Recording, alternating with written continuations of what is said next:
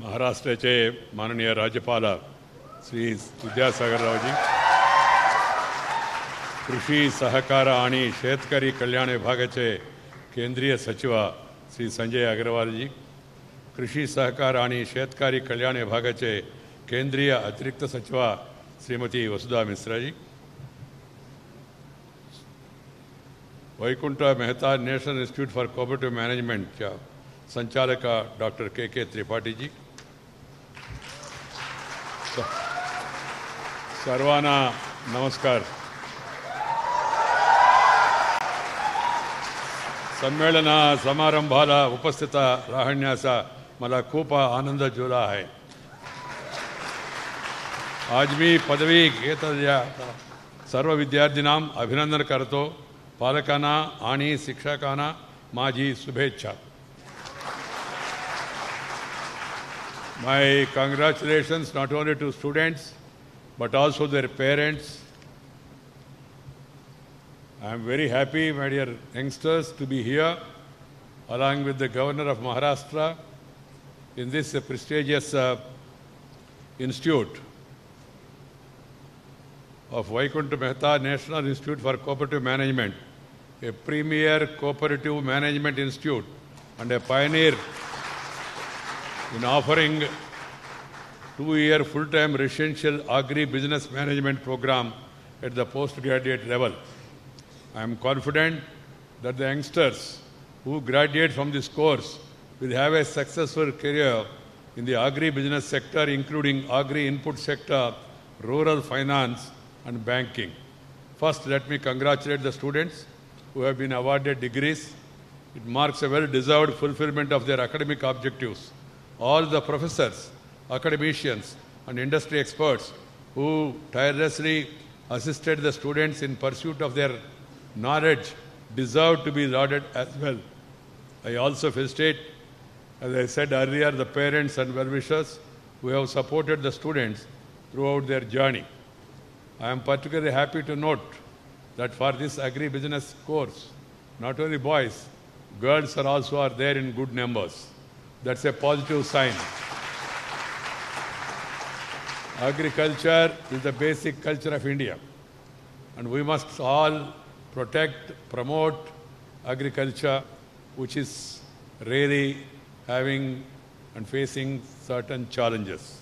While this day will be undoubtedly cherished for years to come by the students, I am confident that Omnicom will strive to set new benchmarks in the quest for strengthening the cooperative sector and improving agriculture. I have just now been told by your director, in the last batch, out of 51 students, 46 got placements immediately after their courses. That speaks the importance of the courses that are offered to you. Omnicom was set with the vision of taking India forward with the noble ideology of inclusive growth and civil collectivization. This institute was named after Sri Vaikunth Mehta, who was a great visionary and pioneer in the area of rural and cooperative revolution in the country. Inspired by Mahatma Gandhi, he has taken lead in the cooperative movement. The contribution of Vaikunth Mehta to the cause of cooperative education and training was foundational. He said, I quote, "Cooperative training is not merely a prerequisite but a permanent condition of cooperative activities," unquote.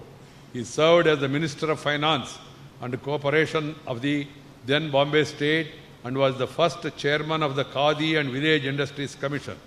Since its establishment, Omnicom has been serving as an intellectual nerve center for the development of agriculture and rural sectors and contributing to the progress of Indian cooperatives. It has been catering to the needs of the cooperative institutions, agencies, central and state government departments through various short-term and long-term training programs on management, training, education, research, and also offering consultancy services to the government, to the cooperatives, corporate entities, and others. My dear students, cooperative societies play a crucial role in strengthening the rural economy and in ensuring socio-economic development for inclusive growth and a sustainable development. Cooperative movement acts as an enabler to unify local human resources and channelize energies for the growth of rural India. The Indian cooperative movement, the world's largest movement, has its own inherent strength and also certain weaknesses.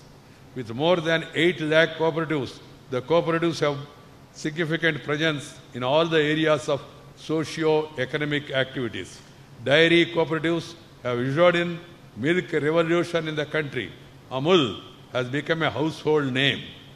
Institutions like IFCO, Kribco and Amul are the big success stories in the cooperative sector. Besides, there are a large number of cooperatives at state level like urban cooperative banks, primary agriculture cooperative societies, housing, fishery and other forms of cooperatives, even sugar factories, which are making untiring efforts to improve socio-economic conditions of the people in the rural areas. Success stories such as self-help groups, Swasayata Samuh of Andhra Pradesh, Kudumbasri model of Kerala highlight the importance of philosophy of cooperation. At grassroots level, the cooperative sector has a big role to play in bringing the urban-rural divide and creating opportunities for income generation. I am happy that your institution is helping cooperatives improve decision-making skills and administrative competence through the postgraduate diploma in management and postgraduate diploma in cooperative business management program. I am happy to learn that WAMICOM has been providing active support and guidance to 14 state-level institutes of cooperative management, ICMs, and 5 regional institutes of cooperative management, RICMs, through faculty development programs, apart from providing training on agricultural banking. Built on values that encourage cooperation, empowerment, and solidarity rather than just profits, cooperative societies play a vital role in providing support and sustainability to the rural economic activities. They are also recognized as means of implementation of the 2030 Agenda for the Sustainable Development Goals, that is SDGs, which are prescribed by the United Nations, along with other private sector enterprises. Cooperatives can help the small and marginal farmers who are in need of support in the form of inputs, harvesting storage facilities, distribution channels, and a network of the market information system.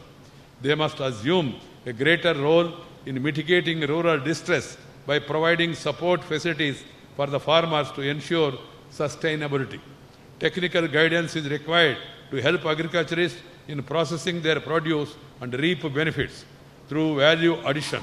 Not having enough exposure to the changing market mechanism, lack of infrastructure facilities, and technical skills are a few of the major obstacles faced by the farmers and village artisans. Faced with the competition from organized sector, they find extremely difficult to maintain their traditional employment. Such trends often create economic distress and result in experienced farmers migrating to urban areas and mitigating their sufferings in search of their new livelihood.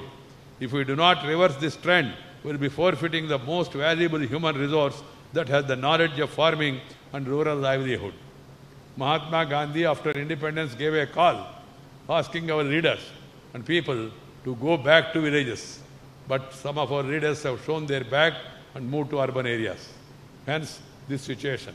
I personally feel the Parliament of India, the political parties, the press, the Planning Commission, now the Niti Ayog, the planners, everyone has to focus more on rural development to end this urban-rural divide. Urbanization has become a reality. You can't stop it. You have seen what was Pune 50 years back, 25 years back. What is Pune now? People, because of 5 things, education, entertainment, economic upliftment, enhanced opportunities, and also enhanced medical facilities, they are all moving to urban areas. But people in the rural areas, they are lagging behind in getting the services. So keeping that in mind, the government of the state, the center, and also the local bodies, everybody should focus more and more attention on the rural people because they are comparatively less organized, less focused. That is the challenge before the country. We are developing, undoubtedly. India is moving forward. World Bank, World Economic Forum, International Monetary Fund, Moody's ratings, everybody is saying India is on the move. I have been to a number of countries in the recent past as Vice President of India, earlier as Urban Development Minister, and even as Rural Development Minister. The entire world is looking to India. Future is ours. We have a great opportunity. The world economy is slowing down. Our neighbor, China, powerful economy, is also going a little negative, 6.8. But India, according to all the international agencies, is moving ahead with 7.1, 7.3, 7.4, 7.5%. If you continue this momentum, if all the stakeholders will develop a positive attitude and work together, if all political parties they take a consistent stand on reforms, and if everybody takes development as the main agenda, nobody can stop, and India will become third or the second largest economy in the world. That is the forecast.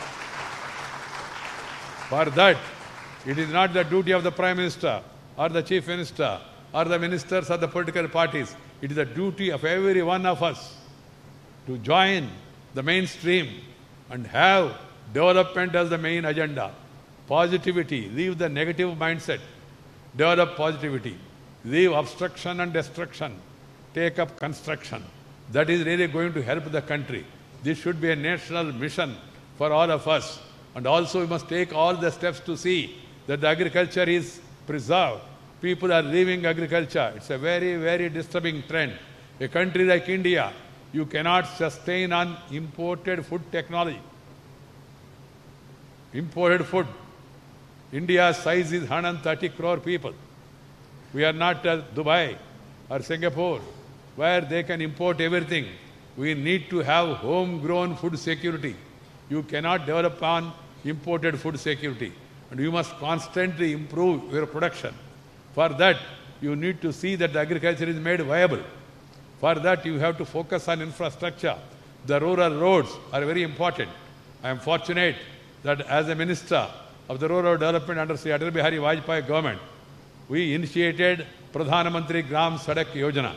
If there is no connectivity to the rural areas, there won't be any development. If there is no road, nobody will come to the village. If nobody comes to the village, village can never develop.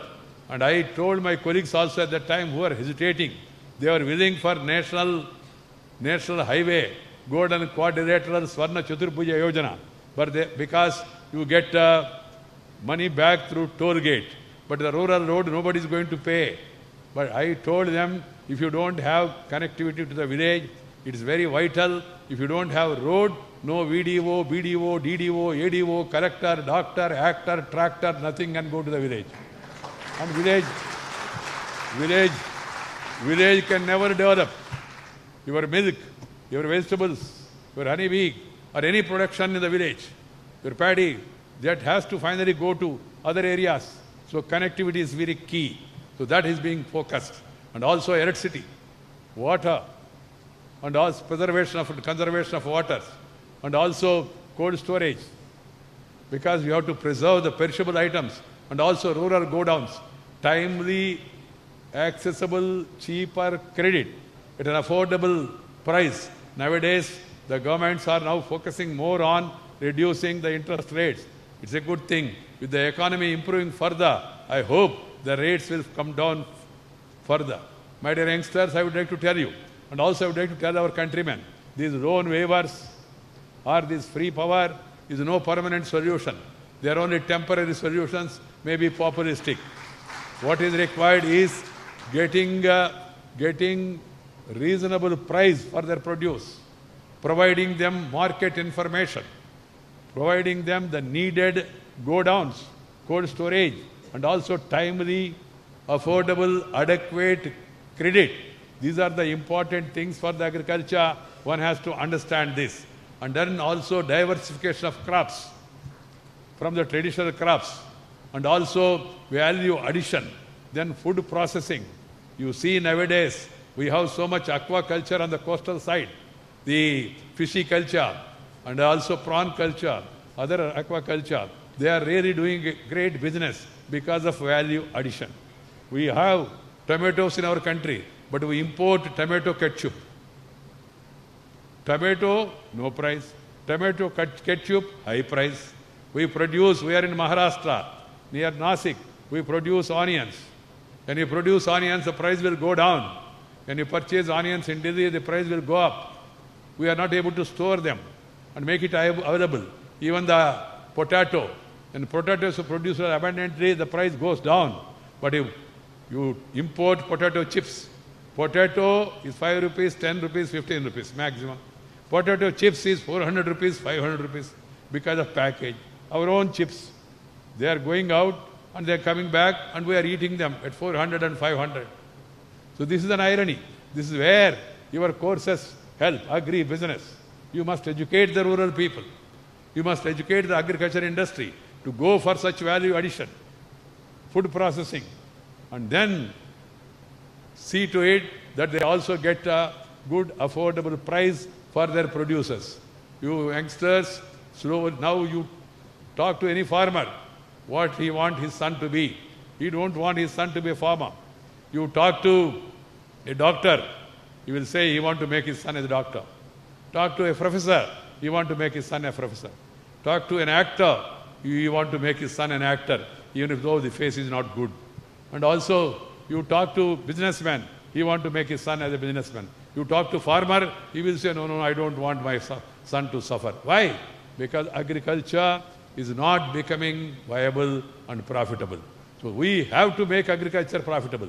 So as I told you, loan waiver or free power are no permanent solutions. Free power means first low power, then no power.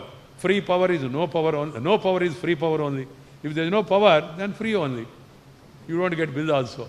What is required is assured power, 24/7, quality power. That is what is required. So we have to focus on long term on these issues. And we must also go for structural changes in agriculture. Because as I told you, even today 54% of the people are still depending on agriculture. And there are allied activities like poultry. It's a headquarters here, Venkaiah hatcheries is here. Poultries, dairy, I gave you the example of Humble. These are the areas. There was a study made by Institute of Government of India. And they said out of all the farmers who are committing suicide, nobody who is having a backyard poultry or dairy has committed a suicide. What is the message? That means if you go for allied activities, then agriculture can survive better. It used to be like that during our younger days. So we have to think about this and we have to find new avenues and also see to it that the agriculture is made profitable and the farming becomes more attractive also. So we have to really develop and new techniques, and we must reverse the trend. We will be forfeiting the most valuable human resource that has the knowledge of farming and rural livelihood unless we take this route. Through pooling of experience, knowledge, and by helping one another, cooperative societies can help members to find solutions to problems. But unfortunately, the cooperative sector had a setback because the politics have entered into cooperative movement. It's not good. Politics will be there. Politics should be confined to elections. But the politics should not come in the way of cooperative movement. The very purpose will be lost.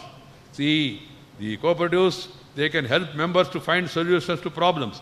Farming cooperatives help farmers to pool their small and fragmented land holdings to take up intensive cultivation by using modern methodologies.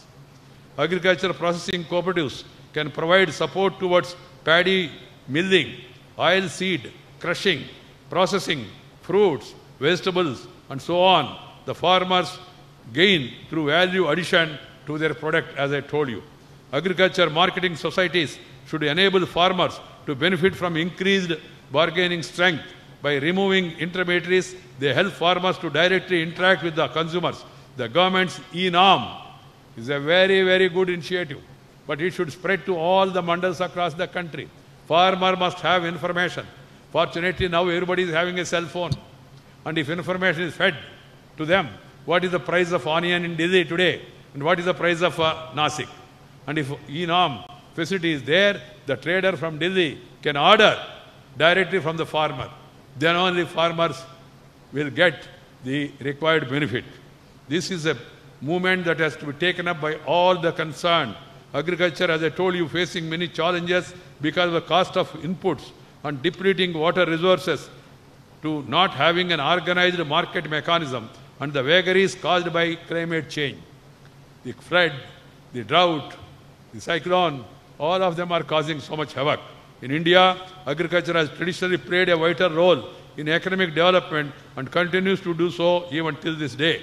Agriculture, along with fisheries and forestry, is one of the largest contributors to the gross domestic product. The current challenge is to make more profitable and ecologically sustainable. Being the second largest country in the world in terms of agriculture output, India must take the lead in reforming the sector. The Prime Minister said reform, perform and transform. Transformation of the nation in every walk of life, that should be our objective. The foremost need of the country is to double the income of the farmers by making agriculture resilient, sustainable and profitable. We need to introduce structural changes both at the center and state levels. Need to accord highest priority to this aspect.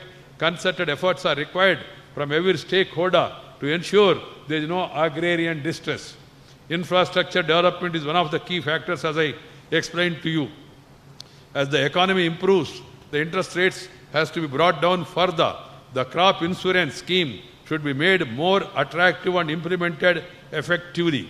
And we must also see that we follow the advice of reduce, reuse, recycle water. We must conserve and preserve our natural water ponds in our villages, and also we must see to it that the rivers are allowed to flow. I have always been stating, as I told you, temporary populistic measures are not going to help the farmers. We need to go for schemes like Ganga Kaveri linking.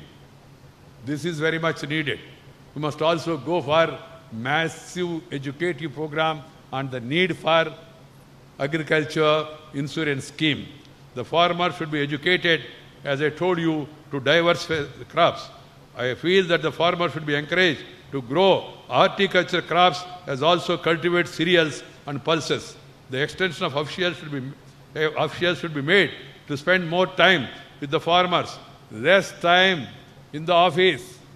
Extension officers should stay 90% of their time in the village, in the field, and only 10% in their respective offices. Even agriculture BSc students, MSc students, or your cooperative movement, you need to spend considerable time in the village among the farmers. Krishi Vijnana Kendras, the officials of the Krishi Vijnana Kendras, scientists, they must also spend 50 to 60% of their time in the field. Lab to land. That should not be mere slogan. It should be practiced. It's a matter of concern that the number of people engaged in agriculture is going down. That's why earlier, all over the world, that is the trend now. From 43% in 91, now it's mere 26% in 2017, worldwide. India also, we have nearly 60% of the total workforce was engaged in agriculture in 91. It was down to 44 to 50% now. The government, the private sector, the agriculture universities, the Krishi Vijnana Kendra, scientists and farmers must come together and address the pressing issues of farmers. We need to have a positive bias in allocating resources to the rural areas and help in developing a second income source for those who are solely dependent on agriculture income. My dear sisters and brothers and my dear youngsters, agri-business is an important sector, and we need a large quantity of skilled manpower at managerial, supervisory and worker level to give a fillip to this sector. In this regard, institutions like Waminicom must become facilitators to provide opportunities to those connected with agriculture and allied subjects. I must compliment Waminicom for doing a stellar job in the area of agri-business management by offering 2-year fully residential postgraduate diploma in management, agri-business management, leading to the award of degree equivalent to MBA. Education is not for acquiring a degree or employment. Education is for enlightenment. Education is for enhancement of our knowledge. Education is for empowerment. We have to understand this. Education is for empowerment. Once you are empowered, you need not run after people to get you some employment. You can be on your own. That is the best way. Self-employment is the best employment. For a country of India's size, everybody cannot be given an employment by the government. Political parties may promise everything, but you know what is the reality. But the reality of the matter is that we must get our skills upgraded, our knowledge increased, so that we will be able to stand and come out with new ideas, out-of-box ideas. I urge upon the youth to tap the innumerable opportunities in agriculture, especially in the field of agri-business, agri-clinic, dairy entrepreneurship, and become the change agents in making Indian farming a profitable enterprise. Let me once again offer my congratulations to all students and convey my best wishes for their future endeavors. Finally, I would like to express my deep appreciation to the whole Family.com family. I am sure you will keep updating your knowledge base and give the students the best possible education. My dear youngsters, I have one advice to all of you. 5 things should be remembered. 1, everyone should remember the mother. Mother includes father also. Woman, W-O-M-A-N. Man is there in woman also. Second is native place, Janma Bhumi. Kabhi bhi bolna nahi chahiye. Third one is mother tongue, the language that has come from mother's womb. The Marathi, the Punjabi, the Assami, Tamil, Telugu, Kannada, Malayali, or Kashmiri, Dogri, Urdu, whatever it is that has come from mother's womb, you should always remember that. Promote, propagate, felicitate, practice mother tongue. That's very much required. Because people across the country, they do not know English. You will not be able to communicate to them. So you have to really practice your mother tongue. Now it has become a fashion because of colonial rule. That even our parents also who are not literates, they tell the children, Babu, say mummy, daddy. Why this mummy, daddy, BD, jadi, KD business? Why don't you say Amma? Amma, antaral se aata hai.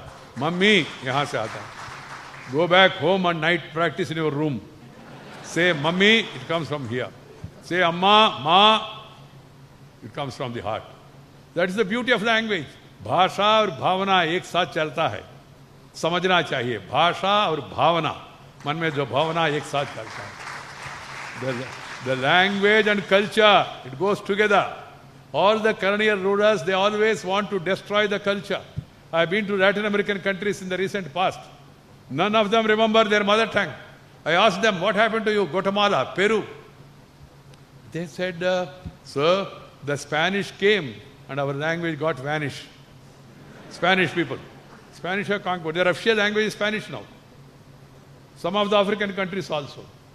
Fortunately in India, because of our roots, we could withstand the Britishers. Otherwise we would also have been carried away. There is nothing wrong in learning English. Learn English. Learn Hindi. Learn French. Learn Chinese. But do not forget your mother tongue. Give top priority to mother tongue. That's my advice to all of you. And the fourth one is motherland. The country where you are born, you must remember the country always. Whenever you have to do something for the sake of the country, you must be ready to forsake your personal comforts and stand for the country. See our Jawans, how they are fighting for the cause of the country. We should all remember that we are all here because of the nation. Atak se lekar Katak tak, Kanyakumari se Kashmir tak, irrespective of caste, creed, sex, religion and region, India is one nation, one country, one people. We should love our country. We should love our language, but we should not disrespect other languages. अलग भाषा, अलग वेश, फिर भी अपना एक देश. विविधता में एकता, भारत का विशेषता. वेशम भाषा Verna मनमंता भारतीयम. That feeling has to be there among all people. We are Indians. And fifthly, not lastly important is we should never forget the Guru. The teacher, ज्ञान देने वाले गुरु, कभी भी उनको बोलना नहीं चाहिए. Even after IT, even after Google, net, even to run the net, you need a guru. So Google can never replace Guru. So always admire Guru and respect Guru. This is my advice to all of you. And also, my last word of advice to you, some of you may be interested to go abroad. There is nothing to go abroad now. Everything is available in India.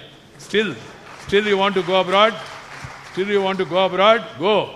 Learn, yearn, and return to serve our motherland.